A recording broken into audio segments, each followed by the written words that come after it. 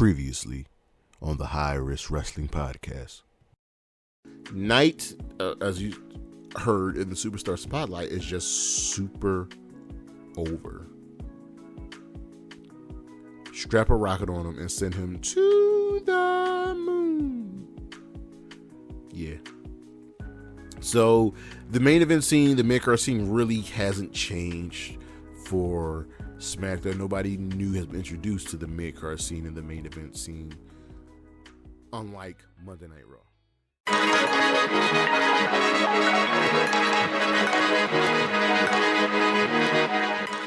Good morning, good evening, good day, good afternoon, everybody. It is Saturday, July 22nd. You know what that means. It is time once again for the High Risk Wrestling Podcast. I am your host, following the rules of tribal combat. Yes, Jeremy Pierce once again back at it. As always, you know you can check me out on the socials. Charismatic Creations on Facebook and YouTube, Charismatic_Creations52 on Instagram, on Twitter, the 215, all spelled out. Of course, you can always check me out on Patreon and Coffee, as donations are greatly appreciated. Today's show, well, the art of failure. You know, we got those shows where we just got to come back and, take a look at some things. And today, part 3, I believe it's part 3 of the art of failure, which is failing to make new stars. And I got 3 names for you. 2 of them can still be redeemed, so we'll see. But for now, you know it's snack, so just go on and hit my music.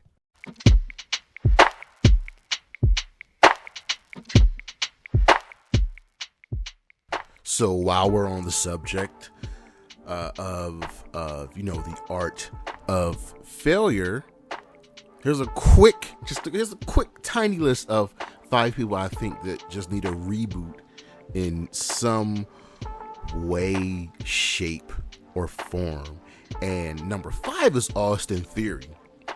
Now, currently, he's the United States champion. He has defeated John Cena at WrestleMania, and Vince sees something in him, but he's just here. He's just right now a guy holding a championship, and he's got a good look, and he's got talent, but something is missing. Grayson Waller is what Vince thinks Austin Theory is, and Theory's got to tweak something. Number 4, Nick Aldis. Now, Nick Aldis is one of the top currently free agents on the market, and he's done a lot. He's a former world champion in a few promotions, and is very well respected. So what's missing? Like, I've never seen somebody that just is a top guy and is just like kind of over, but not really over. And he's got to find like a true gimmick, a true niche to really put him on top. Number 3, Britt Baker. Now, y'all know I'm not the biggest Britt Baker fan. I think she's highly overrated. I think she's good though. She's good, but I'm gonna need something more than just you're a dentist. Like, I'm gonna need something more than just, I'm quote unquote the face of the women's division, and maybe a complete overhaul would be in order. Maybe just some tweaks would be in order, but she's got to grow and adapt some more. Number 2, The New Day. Now listen, I love these boys. We all love these boys, and the power of positivity, holding it down, works. But maybe a not a heel turn, but like a tweak to tweeners. Aggressive on the power of positivity, aggressive on making people feel better, and it would just give them a new edge, a new spark to them whenever they're all fully healthy and back together. Number 1 is Charlotte Flair. Lord, she needs an overhaul.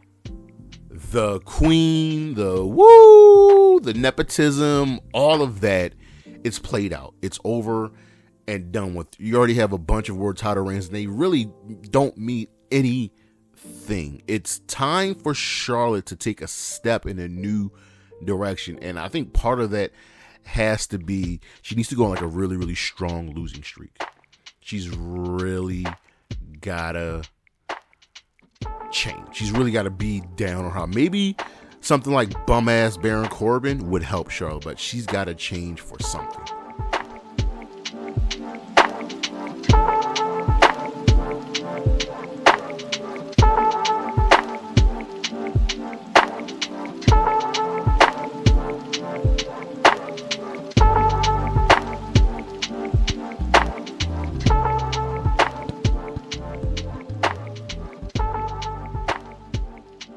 Since we're going to be talking about, the art of failure, someone who currently isn't failing is Dominic Mysterio. Yes, he still needs some work and needs to touch up some things in the ring, but he's currently the North American champion and is one of the most over people in the WWE in obtaining heat. Putting him with the Judgment Day, separating him from his father, has worked out tremendously. And who would have thought that his kayfabe relationship with Rhea Ripley would help put him over, would help his career take off, and help more so the Judgment Day take off. Dominic Mysterio may not be the best at everything, but he's good at a bunch of little things, and it's working. Dominic Mysterio won't fail. Rarely do the children of legends fail, and there have been some failures, but Dominic Mysterio and the Judgment Day won't be one of them. So be on the lookout for more growth and to be entertained just ever so more.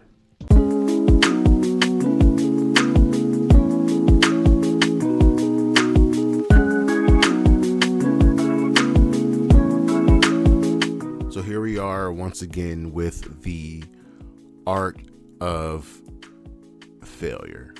And let me give you a refresher. The art of failure is when a company pushes somebody.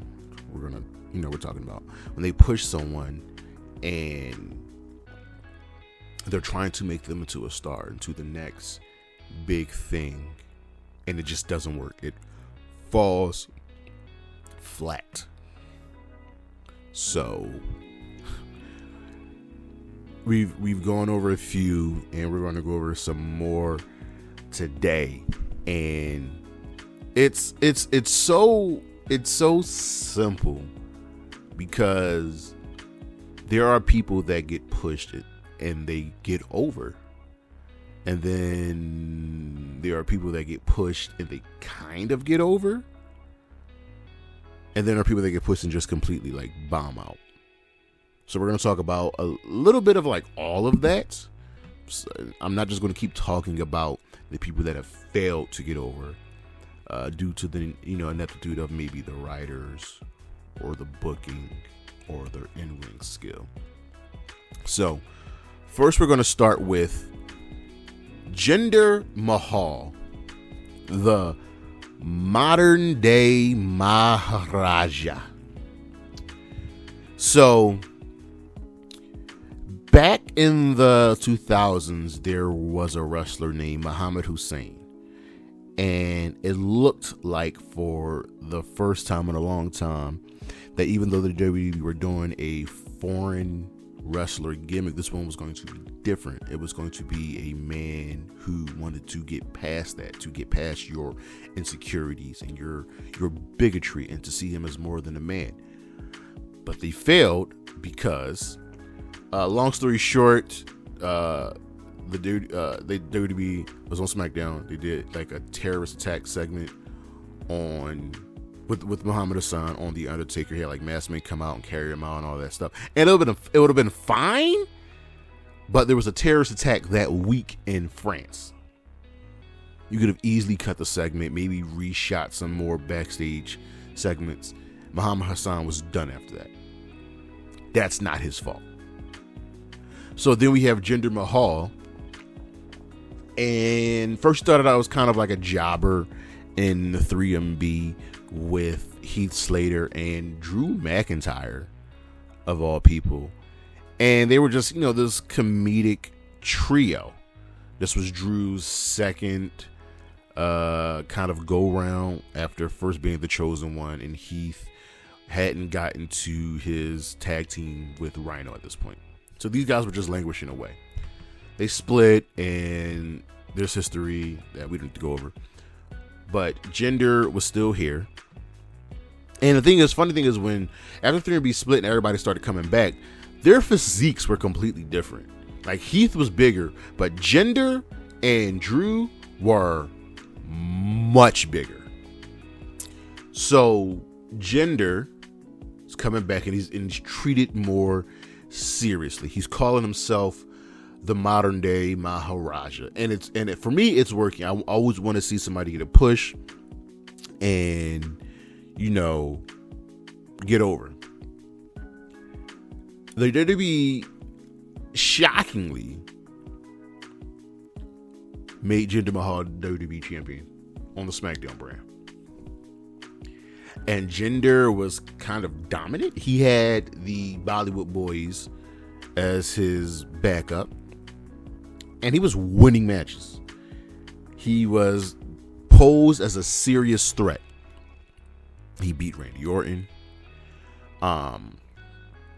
He was beating other people. He beat AJ Styles at one point. And I was like, okay, all right, I can take this push of Jinder Mahal as a competent, dominant superstar. You just have to stick with it. And he had a very nice long reign as WWE champion. Now, he was pushed and made WWE champion because of WWE's expansion into India. And if you listen to the Indian commentary, while Jinder was a heel in the United States, he was presented as a face in India, right? So here we have Jinder Mahal as this dominant champion. So what you have to do is you have to make him serious. And they were doing that. We get to Survivor Series, and at this point we were still doing the SmackDown versus Raw Survivor Series matches. So Jinder was the WWE champion. I do not remember. I don't remember what the championship was on Raw. It might have been the Universal Championship. Let's just say the world champion. The world champion on Raw was Brock Lesnar. Now, you're going to have a hard time selling Brock versus Jinder, champion versus champion at Survivor Series. But you have to stick with it. You just have to make Jinder look good, look like he can compete with the Brock. Brock was always going to win. You just have to make Jinder look good. But Brock didn't want to face Jinder at Survivor Series. So a week or two before Survivor Series, AJ Styles defeated Jinder Mahal for the WWE Championship, and we got AJ versus Brock, which was a phenomenal match, no pun intended. Jinder hasn't been right since he's been back down to the mid card. He got hurt. Has never sniffed another world championship. He actually ended up becoming and winning, I want to say, the United States Championship at WrestleMania. And it was either a fatal 4-way or a 6-man. And maybe they were going to do something with that. Nothing. Jinder hasn't been treated as a top star since. Now he's kind of part-time wrestling and now managing in Sheer. But you failed. You got to bite the bullet and say, Brock, I understand you may not want to face Jinder, but we need this guy to be a star. You understand this business. Make him look good. You're still going to win, but we need you to bite the bullet on this one. But Vince does what Vince wants, and he wants to keep Brock Lesnar happy. So partly due to Brock, Jinder Mahal will never be WWE champion again. Jinder Mahal will never be taken seriously. Jinder recently had a run in NXT, lost, but he came back with this year, which is, I guess, a win. But you failed. Now you don't have any Indian stars. You failed with Ali. You have no Indian Middle Eastern stars because you keep failing. And you had one right there with the Jinder Mahal. What more needs to be said? Over in AEW, we'll keep this one brief. Trench and Parker Bardot. Now, these two dudes were fairly new to the business, and they were paired up with Swerve Strickland as the mobile affiliates. Now, y'all know how I feel about Swerve. Swerve is amazing.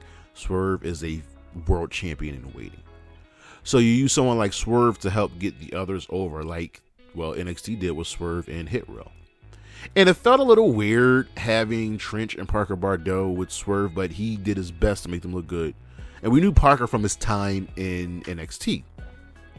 Trench was new. White dude with facial tattoos.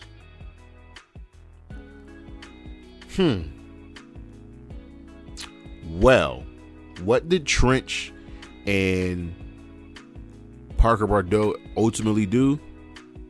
Nothing.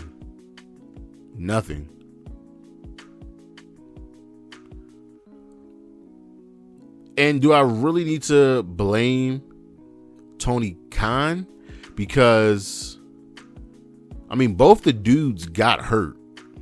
That's obvious. But it just felt odd that they were just randomly sprung on us. You know what I mean? They did nothing.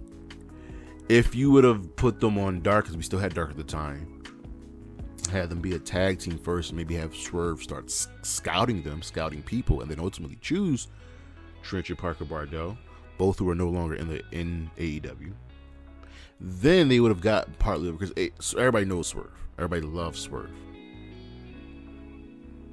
Oh well. And lastly, a guy,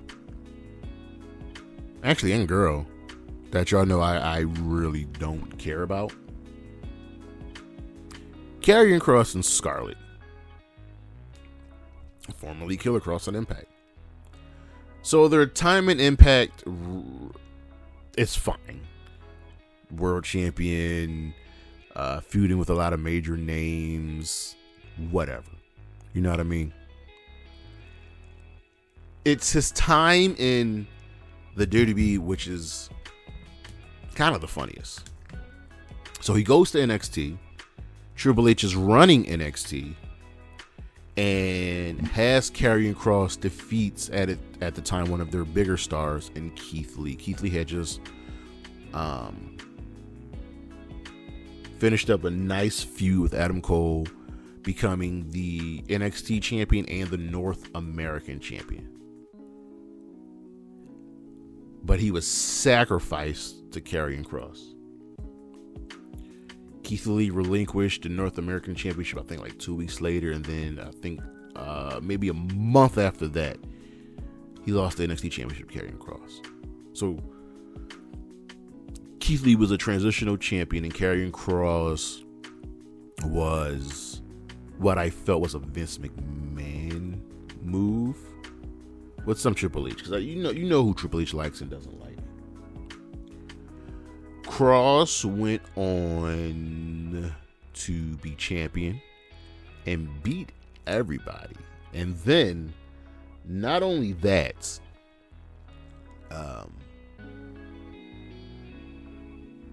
Adam Cole completely buried him.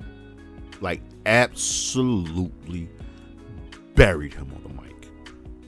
Go back and watch the segment. Kross and Scarlett had to stand there and take it. And Scarlett's supposed to add the appeal, and nothing. So then Kross gets hurt, comes back, wins a fatal 5-way, and defeats, if I can remember this right, Adam Cole, Finn Balor, Pete Dunne, Johnny Gargano. 4 of the greatest superstars in NXT history. So that shows you how much they wanted Karrion Kross to get over, how much they wanted Karrion Kross to be the man. And it just didn't work. He never caught on. Like, he has the music and the look with the entrance and the smoke and the black and white, but nothing. Boring, bland. He's creative wrestler number 53. And then he gets called up to the main roster without Scarlett and is put into like this gimp mask. And Vince screws him up because Vince loves changing things from NXT. Pandemic happens, Kross and Scarlett gets released. Comes back. And he's back to his NXT, look, gimmick, whatever. And still is not over. He starts, his thing now is starting feuds, and then losing them. He's currently in a feud with AJ Styles. He was dragged in, he's dragged in AJ, he's dragged in the club, he dragged in Mia Yim. And they're like 1-1. Kross may be up due to a tag match, but nothing. I can, as much as I don't like Kross, I feel like he's just boring. He can be a legitimate threat in the World Championship scene. When I did the draft recap, I really pictured him as part of the main event scene on SmackDown. I mean, it's hard to be in the main event scene on SmackDown while Roman Reigns is there. But something about Kross just hasn't worked. His matches, boring. He cuts the same promo each and every time he's on screen. I don't know. Something isn't clicking with him, and he may be irredeemable. He may not be able to be saved. So, what's next? I don't know. Because his gimmick is fine, but something is missing. We need to figure that out. But that's our show. Thank you all for listening. Thank you all for watching. As always, I greatly, greatly, greatly appreciate it. Next week, we should be doing a SummerSlam preview, depending on if they announce the card, or I might just go with the projected card. If not, I'll figure out a new show to do, and we'll move the SummerSlam preview show to the following week, right before SummerSlam, which probably will happen. But I'll let y'all know in the week, so you can get those answers on the socials. Charismatic Creations on Facebook and YouTube. Charismatic_Creations 52 on Instagram. The 215 on Twitter. Coffee, Patreon. That's where you can find me as well. Donations are greatly, greatly accepted and appreciated. And as always, Shotzi Blackheart, Zia Lee, Isla Dawn, Wendy Chu, Willow Nightingale, Bailey, and GD Dolan. Holla at your boy. Peace.